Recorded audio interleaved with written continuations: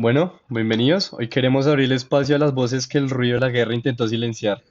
Esto entre balas y acuerdos en su segundo capítulo, titulado Voces que no callan, un podcast sobre memoria, conflicto y esperanza sobre Colombia.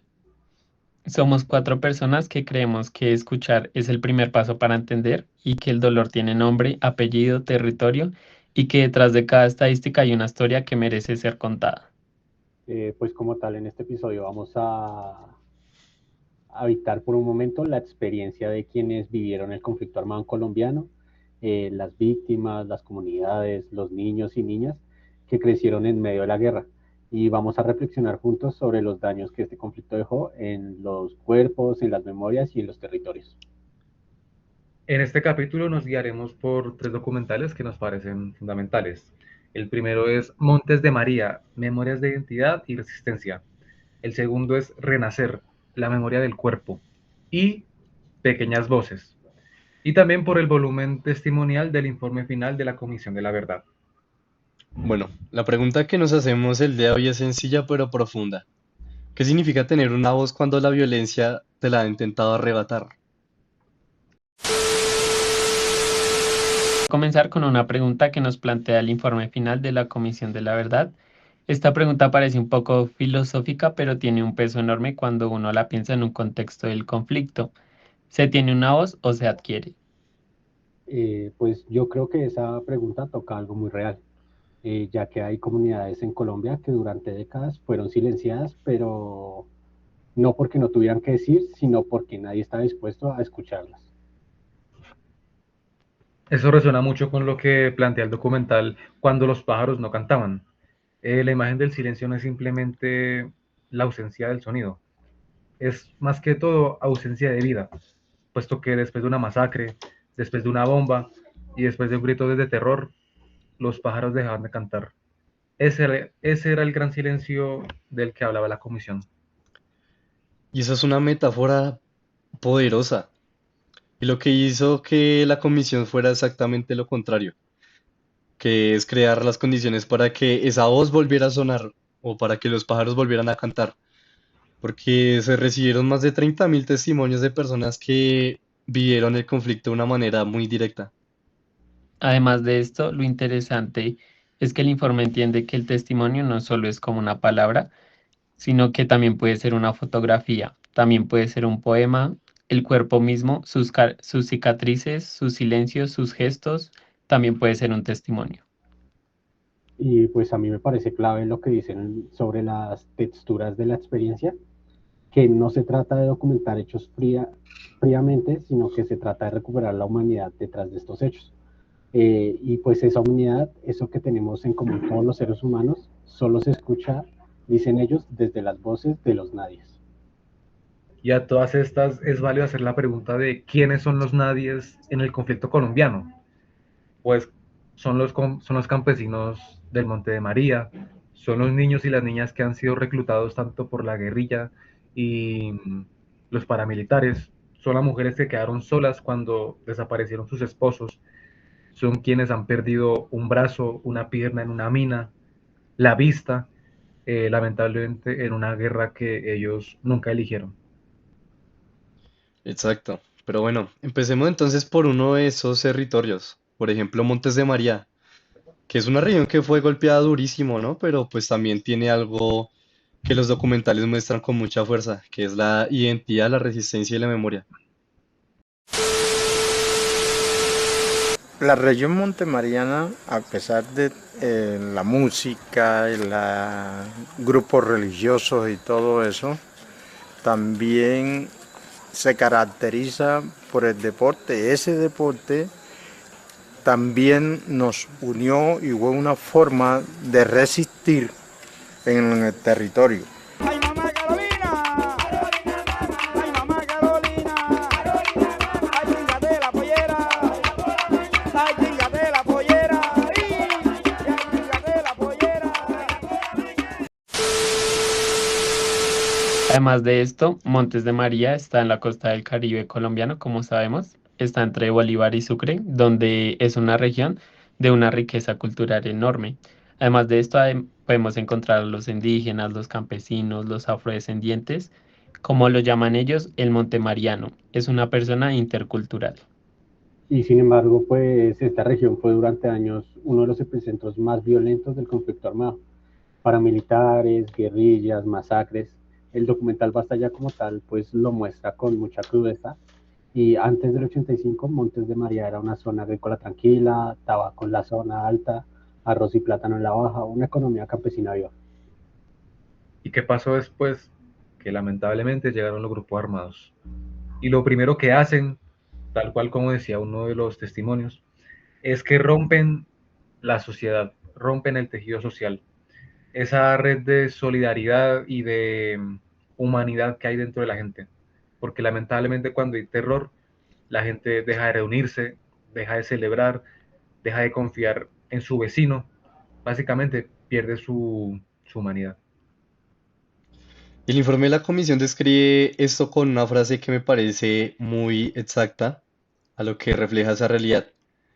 Dice que la violencia fractura la continuidad de las relaciones sociales. El padre no puede enterrar a su hijo, se desconfía de los amigos, se evitan los encuentros culturales y el mundo se pone boca abajo. Y en Montes María, eso fue literal. Uno de los testimonios dice que no podían ir a ninguna parte. Las masacres eran seguidas. Además, si usted tenía una hija de 14 años, tenía que mandarla para afuera porque los armados podían hacer con ella lo que quisieran. Esa era la realidad de la cotidianidad. Yo quiero detenerme ahí porque creo que eso no es algo que a veces se pierde cuando hablamos del conflicto en abstracto. Como tal, pues el conflicto no es solo muertes y cifras, sino que también es el miedo de una madre que manda a su hija lejos para salvarla. Es el campesino que deja de trabajar las tierras porque la tierra se volvió peligrosa y es la gaita que deja de sonar porque ya no hay fiestas. Y al mismo tiempo, pues, algo que me parece extraordinario y loco del documental es que la resistencia dentro de todo, pues, nunca se rindió. La música y la gaita, más específicamente, eh, siguió siendo un espacio de sanación. Las comunidades siguieron trabajando por recuperar esa semilla nativa, su identidad, la gastronomía, los juegos tradicionales y pues usando esa identidad como un escudo.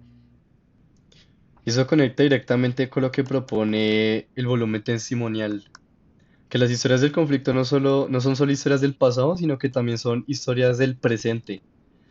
Y en muchos casos son historias de resistencia, de lo que la gente hace para imaginar desde ese presente que es muy roto y muy triste a un futuro que es posible.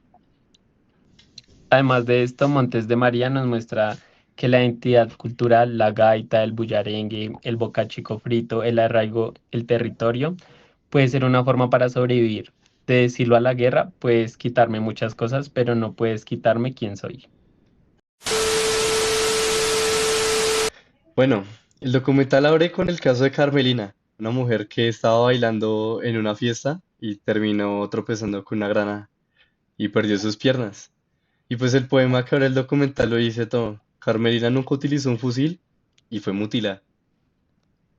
Además de esto, podemos mencionar que es fundamental porque las personas afectadas por minas antipersonas o por fuego cruzado no son combatientes, sino que son campesinos que van al mercado o jóvenes que salen a bailar o niños que juegan hasta en el patio y el conflicto no discrimina.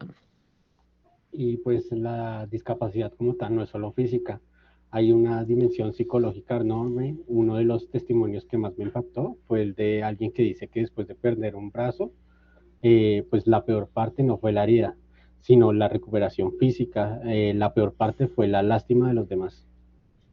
Claro, eso es muy grave. Es grave y es, yo creo que el problema que muchas veces no vemos. Y es que, listo, vemos a las víctimas del conflicto pues solamente desde el lugar de las víctimas. Les negamos su agencia y su humanidad completa. Pero con esa lástima pues medio que también caemos en otro error, que es reducirles su dolor. Exacto. Digamos, el informe de la comisión habla de esto. Específicamente dice que la tortura y la violencia extrema están diseñadas para deshacer el mundo y convertir al torturado en responsable de su sufrimiento. Pero las personas que aparecen en Renacer no se quedan ahí, sino que hay una fuerza que hay dentro de ellos que me parece que es muy impresionante. Correcto. Uno de los protagonistas habla de volver a jugar microfútbol como arquero, pero después de perder su pierna, dice que algo que creo que resume todo el espíritu del documental es que hay que echarle ganas y mirar más allá de la pared que hay acá al frente. Hay que seguirle y darle.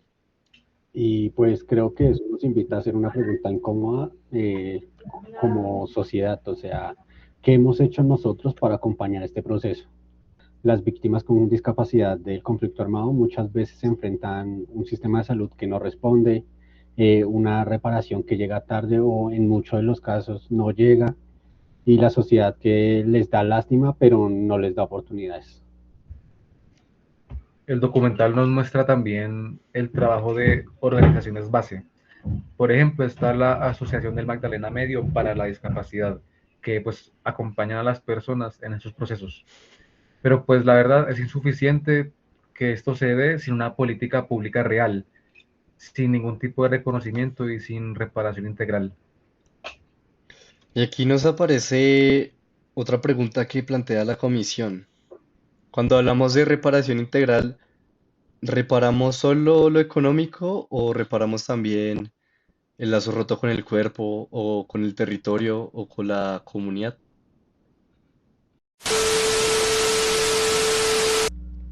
Además de esto, hay un tipo de daño que quizás es el más difícil de mirar de frente, que es el daño del conflicto armado le hace a los niños y niñas. Pequeñas Voces es un documental animado basado en los testimonios reales de las niñas y los niños que volvieron el conflicto, que vivieron el conflicto.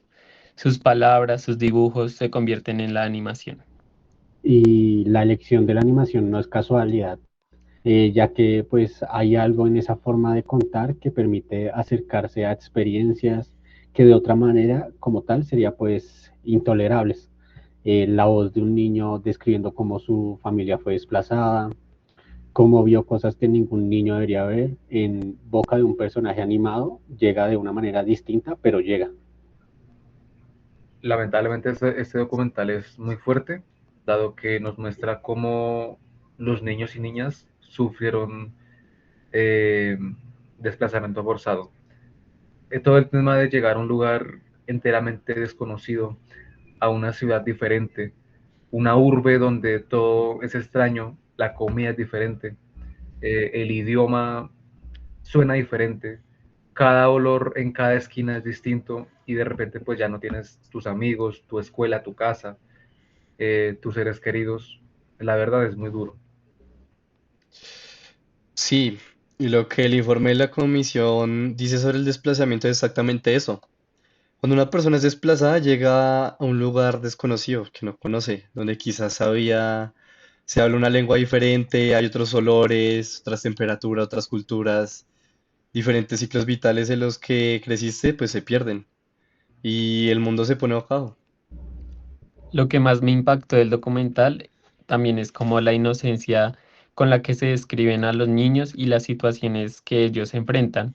Además de esto, hay un momento en que una niña dice que una noche mataron a un muchacho y que ella quedó muy asustada. Y lo narra como si fuera algo simplemente que pasó, porque para esos niños la violencia era parte del paisaje cotidiano.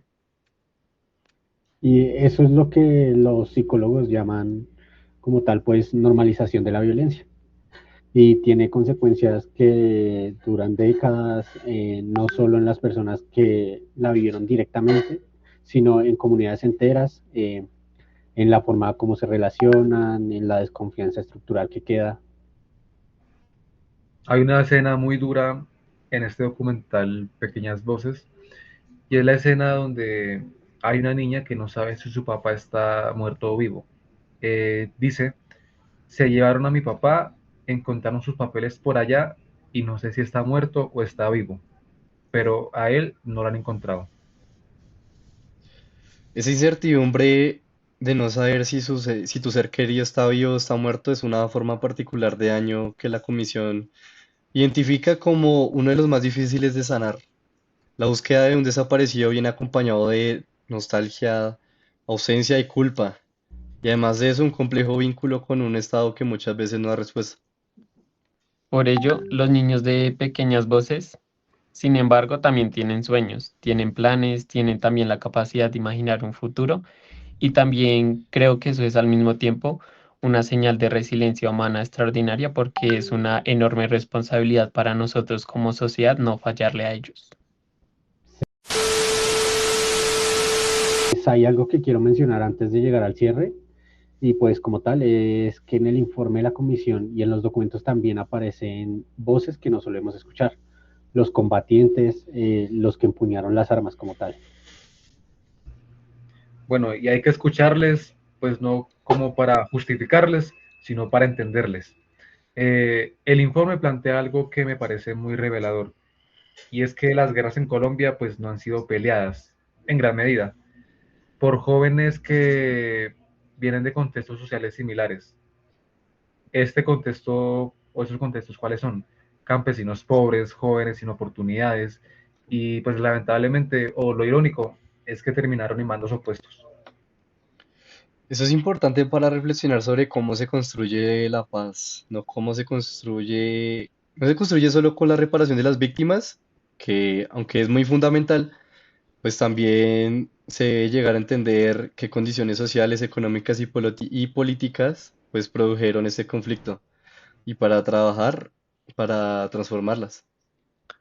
Por lo que el informe también hace parte de algo muy esencial, que es que incluye el testimonio de la naturaleza como una víctima, como podemos evidenciarlo en los ríos, los bosques, los ecosistemas del Amazonas y el Pacífico que fueron devastados durante todo el conflicto, y también porque la guerra no solo mata personas, sino que destruye territorios. Y para muchos pueblos indígenas y campesinos, esta destrucción de territorio no es un daño ambiental como tal, sino que es un daño profundamente personal. El río es parte de su identidad, la montaña es su ancestralidad. Cuando destruyes ese territorio, pues como tal estás destruyendo también quiénes son ellos. Y démonos cuenta que en el documental de Montes de María, pues se nos habló de eso, que la memoria del territorio es inseparable de la memoria de la gente. Todo el tema de recuperar las semillas nativas, la gastronomía, los ciclos del río, es parte de este proceso de sanación. No es solamente un tema de folclore, es un tema de reparación. Bueno, llegamos al cierre de este episodio y antes de despedirnos, pues queremos compartir una reflexión personal, cada uno de nosotros. Entonces, ¿qué nos lleva a cada una de estas voces? Bueno, a mí me queda la imagen de los niños de pequeñas voces. Esos niños que ya hoy en día son adultos y llevan en su memoria experiencias que realmente ningún ser humano debería cargar. Personalmente me pregunto qué hemos hecho como país, como sociedad, para garantizarles a esos niños que hoy son adultos un presente digno. Pues yo me quedo con la frase de Renacer, no tengo culpables. Esta capacidad de las víctimas de no quedarse atrapadas en el odio es algo que me parece de una generosidad enorme y nos obliga a nosotros como sociedad, como instituciones, como ciudadanos, a no fallarles. Como reflexión, yo me quedo con lo del Monte Mariano, que dice que somos más de lo que queremos vivir tranquilo y vivir en paz.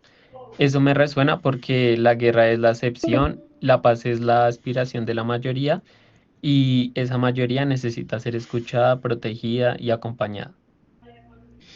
Yo me quedo con la pregunta que se abrió en este episodio, ¿qué es una voz? Creo que después de todo lo que hemos compartido hoy, la respuesta es clara, ¿no? Una voz es mucho más que palabras, sino que es un cuerpo que sobrevivió, o también es un territorio que resiste, o una comunidad que no se rindió, o ese niño que a pesar de todo sigue soñando. Claro, y eso es exactamente lo que queremos con este podcast, que las voces de los menos favorecidos y los que realmente vivieron el conflicto armado circulen, que lleguen a personas que no conocían estas historias generalmente o principalmente que generen empatía, reflexión y sobre todo compromiso. Sí, porque pues como tal Colombia no va a sonar solo. Necesita que cada uno de nosotros decida escuchar, necesita que la verdad circule, necesita que la memoria se convierta en aprendizaje y no solo en dolor. Con eso damos finalizado el capítulo de hoy. Gracias por acompañarnos en este episodio de Voces que no callan.